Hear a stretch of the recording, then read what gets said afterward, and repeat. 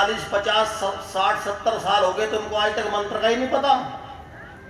मंत्र तो बच्चा पैदा होता है जब सीख करके आता है, और प्रार्थना करते हुए आता है, और परमात्मा के उपदेश को सुनते हुए आता है। और सच्ची बात माताओं ये है, जब भी तुम कोई कर्म करते हो तुम्हें परमात्मा का मंत्र दिखाई देता है। जब भी वकील साहब हम कोई कर्म करते हैं, ईमानदारी से बोलो, कोई प्रेरणा होती नहीं होती? उनको भी होती है जो पढ़े लिखे हैं, और उनको भी होते हैं जिसको वेद का पता नहीं।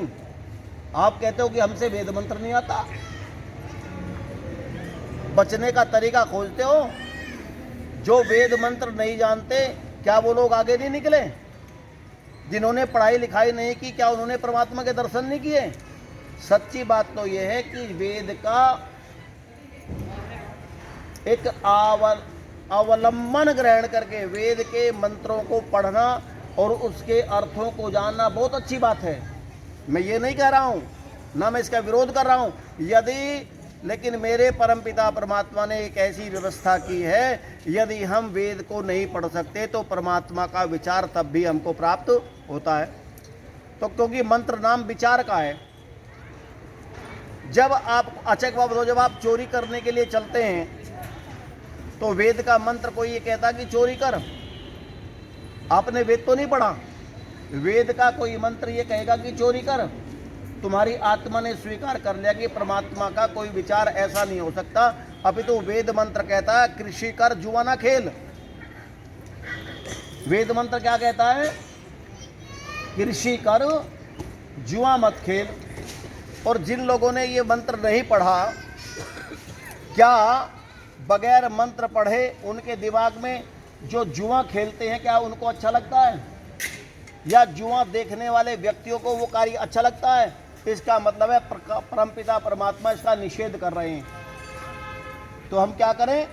हम परमपिता परमात्मा के उस हर संदेश को जो डायरेक्ट आ रहा है, ये वेद जो है ना, ये वेद ये तो उन लोगों के लिए है जो पढ़े लिखे हैं या मोटी बुद्धि के हैं। मैं उस समय की बात कर रहा हूँ, क्योंकि जब ये अपौरुषीय थे, अभी तो जब ये वेद परमपिता परमात्मा की वाणी को पहले ऋषियों ने सुना कि पढ़ा? पहला तो सुना। तो आप उस कोटि के बनने का प्रयत्न करें। यदि वेद के मंत्र का अर्थ आप भी नहीं जानते तो आप साधना करना सीख ले, एक बार बैठना सीख ले, और परमपिता परमात्मा की जो प्रेरणा हो रही है उसको हृदयंगम करना सीख ले। वो प्रत्येक परमपिता परमात्मा की प्रेरणा आपके लिए मंत्र है। स्वीकार करते हैं क्या जी? हम करते ही नहीं। उलाहना देते कि आचार्य जी तुमने सुबह से लेके इसी चक्कर में बैठे, अब सुबह से लेके शाम तक आपने सारा यज्ञ कर दिया, हमें तो पता ही नहीं तुमने क्या कहा। भाई तुम बड़े विचित्र आदमी, तुम खाते भी हो, पीते भी हो, चलते भी हो, फिरते भी हो, सारा काम करते हो, तुम्हें हमें पता ही नहीं हमने क्या कहा। आदमी तो चेहरे के इशारे को देख के समझ जा। पेट के पने की बात जबान पर, लोग तो इतने चालाक है वो तो देखते ही समझ जा इसके अंदर क्या चल रहा, और तुम्हारी समझ में ही नहीं आया। भाई कमाल की बात है। मैं थोड़ा हटके बोल रहा हूँ, मैं विरोध नहीं कर, इसीलिए तुमने तैयारी नहीं की थी समझने की। तुम तो चक्कर में ही बैठे थे कि मुझे तो ये कहना, तो तुम्हारी समझ में कहाँ से आएगा? आएगा ही नहीं।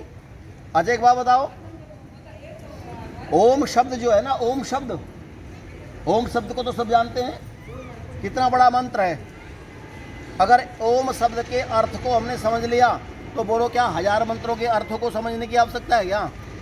और ओम शब्द आप अपनी माँ के पेट से जब पैदा हुए थे तब सीख करके आए थे, किसी ने सिखाया ही नहीं। और सीख करके भी भूल जाए। भाई जागते को कोई नहीं जगा सकता, सोते को जगा सकता है। अब आप देख लो कि आप जागते हुए हो कि सोते हुए हो। दूसरी बात, एक मंत्र है विश्वानि देव सवितर दुरितानि परासुवा यद भद्रम तन्न आसुवा। 1000 मंत्रों के अर्थों को जानने की आवश्यकता नहीं। एक मंत्र के अर्थ को अपने जीवन में उतार करके शम श्रुतेन गमे मही माँ श्रुतेन विराधिशी, उस मंत्र के ऊपर चल पड़ो, आपका जीवन बदल जाएगा। बदला है किसी ने? विश्वानि देव सवितर सीधा मंत्र है। हे विश्व के देव परमपिता परमात्मा, बड़ा सरल करके बता रहा हूँ तो तुम्हारी समझ में आ जाए। विश्वानि देव, देव कहते हैं सबसे बड़ा देवों का देव महादेव कौन है? परमपिता परमात्मा। देवों का देव यदि कोई है तो वो परमपिता परमात्मा है। कहा विश्वानि, सारे विश्व को बनाने वाले परमपिता परमात्मा। विश्वानि देव सवितर दुरितानि, हे सविता देव परमपिता परमात्मा, सविता प्रसविता उत्पन्न करने हारे बनाने वाले परमपिता परमात्मा। सवितर दुरितानि, जितने भी दुर्गुण दुर्व्यसन हैं, परासुव, परा परा चलिए परा हो जा। आपकी भाषा नहीं गांधी भाषा। जब किसी को अलग करना चाहते हो वकील साहब तो क्या कहें? चलेगा परा हो जाइए। परास हुआ वही शब्द है ना, अब भ्रंश हो गया। परास हुआ, ऐसे दुर्गुण दुर्व्यसनों को हमसे क्या कर दीजिए? परे कर दीजिए, दूर कर दीजिए। और यद भद्रम तन आसुव, यद भद्रम, जो भद्र हैं, कल्याणकारी गुण कर्म स्वभाव है, उन सब से हमको क्या कर दीजिए? प्रदान कर दीजिए, संयुक्त कर दीजिए। वेद का मंत्र समझ आ गया जी?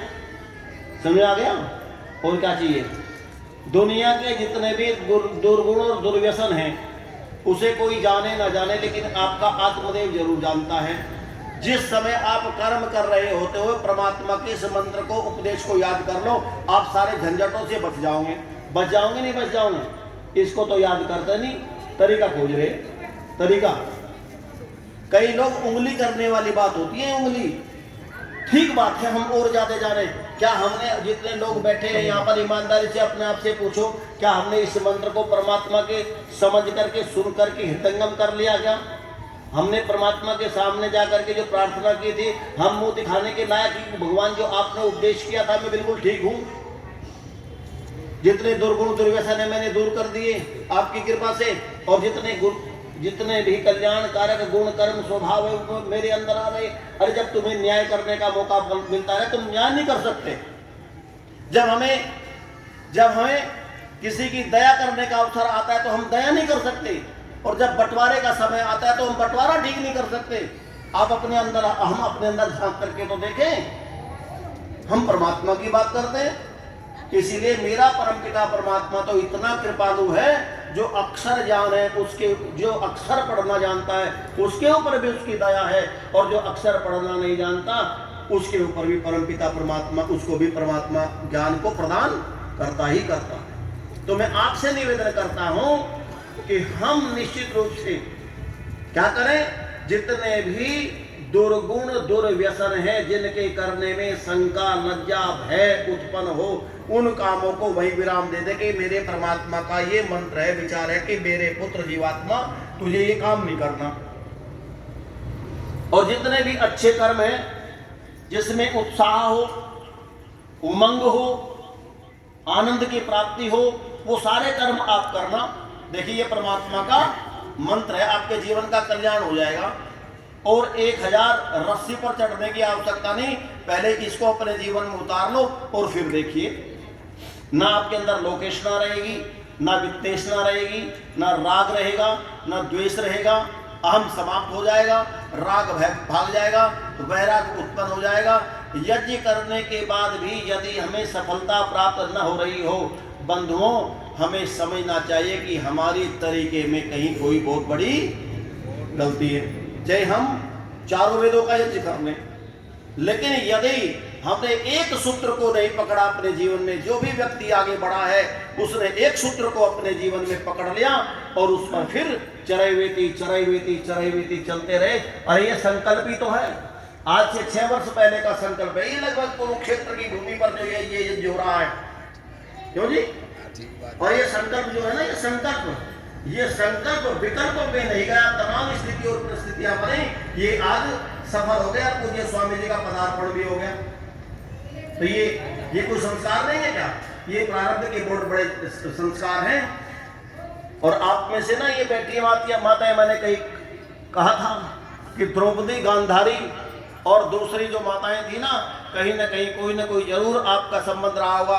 और ये जो महापुरुष बैठे ना, ये भी जरूर कुछ ना कुछ किसी न किसी अवस्था में जरूर रहे होंगे, अन्यथा अगर संबंध ना होता तो कारण न बनता। और ये पहली बार नहीं, पूज्य स्वामी रणबीर जी हमारे बीच में बैठे हैं, ये कोई पहली बार नहीं है।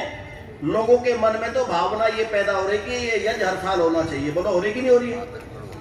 आपसे जिक्र तो नहीं किया मैंने, लेकिन ये पूछ रहा हूं, मैं जानता हूं अंतःकरण में क्या चल रहा है। और कई लोगों के मन में तो ये बात है कि एक वेदिका नहीं, अभी तो 5 वेदिका होना चाहिए, इस पूरे प्रांगण को भर दे, जगह देख करके भर दे। ये लोगों के अंदर भावना उत्पन्न हो रही, क्योंकि आपको परमात्मा की खुराक मिल रही है। अब 2 दिन की तो मैं बात कर रहा हूं, और यहां से जाने के बाद तुम्हारी बैटरी डिस्चार्ज हो जाए, चार्ज न करे तो मेरी गारंटी नहीं, लेकिन आज तो चार्ज है। क्यों जी? 2 दिन तो पूरी चार्ज है, लेकिन इसको चार्ज रखने का प्रोग्राम, चार्जर हमारे पास है, हम आपके साथ चार्जर लगा करके रखेंगे। तो सुबह संध्या करेंगे और शाम को संध्या करेंगे, परमात्मा के मंत्र का अनुपालन करेंगे, विचार करेंगे, तो आपकी आत्मा चार्ज होती रहेगी, दुर्गुण दुर्व्यसन जाते रहेंगे, शुभ कर्म करने की प्रेरणा आती रहेगी। तो इन्हीं शब्दों के साथ आपने एक मंत्र यहां से पढ़ा था, मैं उस मंत्र के साथ आगे